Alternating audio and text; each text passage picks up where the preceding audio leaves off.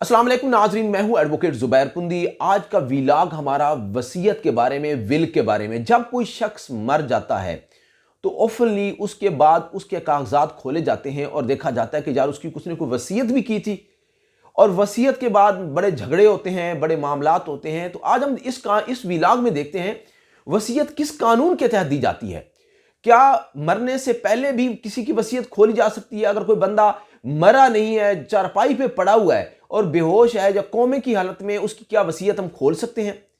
या वसीयत का मरने के बाद ही खोला जाना ही मुमकिन हो सकता है? ये सारी चीजें हम इसको डिटरमिन करेंगे। इस्लाम वसीयत के बारे में क्या क्या कहता है? क्या कोई शख्स अपनी पूरी जायदाद वसीयत में किसी अजनबी को दे सकता है, या किसी एक बेटे को दे सकता है वसीयत में? क्या जिंदगी में वसीयत कर सकता है और जिंदगी में वसीयत पर अमल हो सकता है? ये सारी चीजें इस व्लॉग में हम देखेंगे। हमारे साथ रहिए और एंड तक वीडियो देखिए जी। सबसे पहले हम देखते हैं कि सक्सेशन एक्ट ऑफ 1925 1925 का सक्सेशन का कानून है जो वसीयत को डील करता है। सेक्शन 2H, सेक्शन 2H के अंदर वसीयत की डेफिनेशन बताई गई है। वो हम आपको बता देते हैं कि वसीयत की क्या डेफिनेशन है। वसीयत को अंग्रेजी में विल कहते हैं। Will means legal declaration of the intention of a testator with respect to his property which he desires to be carried into effect after his death। इसका हम क्रक्स यूं बताते हैं कि वसीयत एक जिंदा शख्स की ख्वाहिश होती है कि उसकी जायदाद उसके मरने के बाद किस तरह बांटी जाए, और वसीयत का इतलाक मौत के बाद होता है। ये कानून इजाजत देता है किसी भी शख्स को 1925 का कानून कि वो वसीयत कर सकता है। आज भी 1925 का कानून भी चलता है। लेकिन उसके साथ साथ अगर कोई वसीयत जिंदगी में खुल जाती है, अभी बंदा जिंदा होते वसीयत खत्म हो जाता है, उसका कानून उसको वो बार्ड बाई लॉ हो जाता है, वो उसकी कोई इफेक्ट नहीं रहता। उसको कोई भी चैलेंज करेगा तो वसीयत की कोई हैसियत नहीं होगी।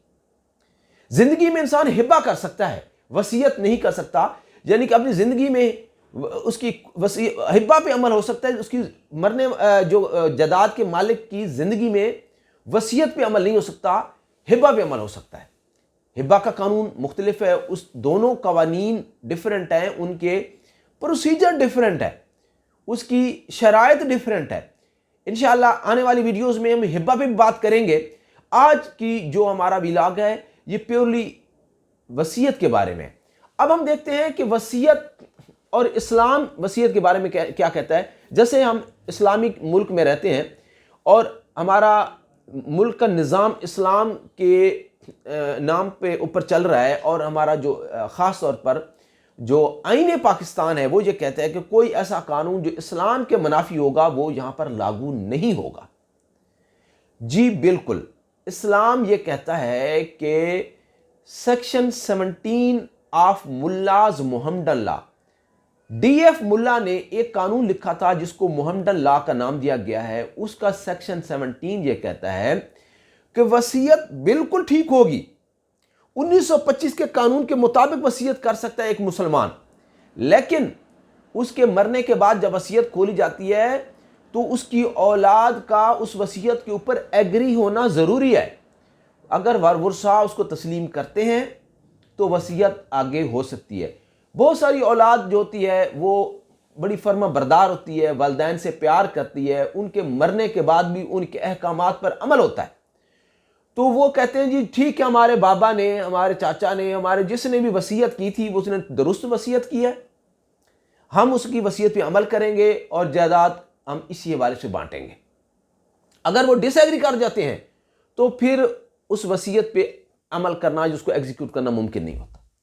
सेक्शन 118 DF मुल्ला का जो मुहम्मदन लॉ है वो ये कहता है कि मरने वाला अपनी, यानी कि मरने वाले की जो वसीयत है वो जो उसकी कुल जायदाद है उसके यानी कि उसका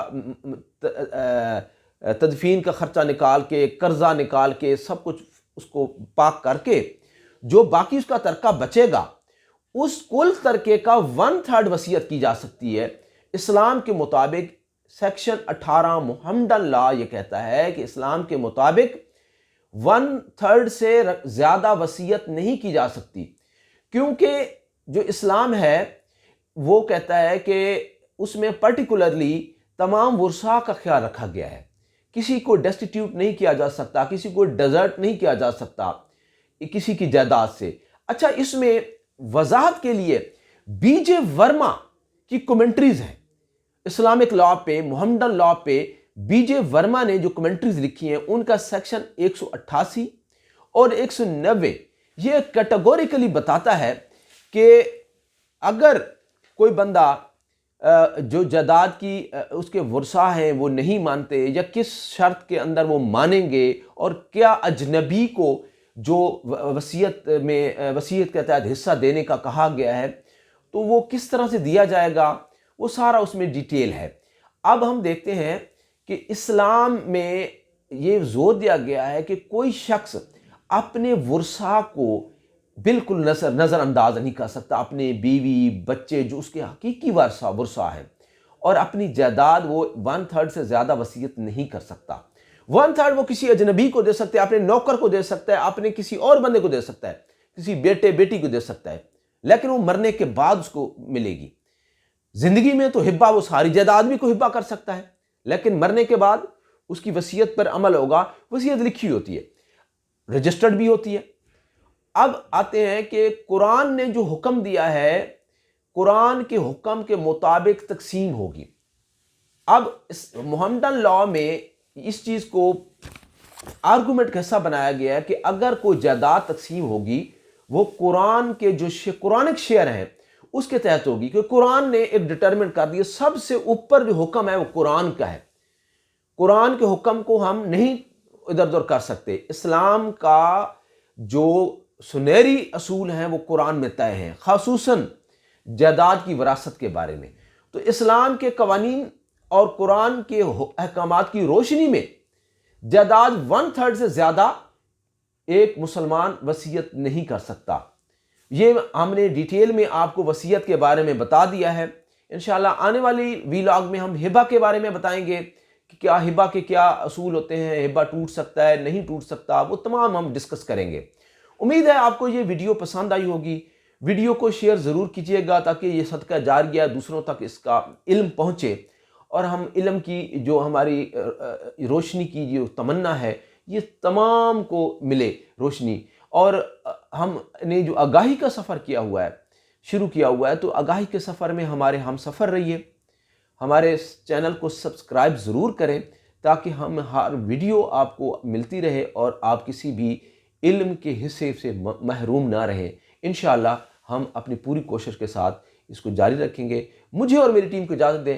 اللہ نگہبان۔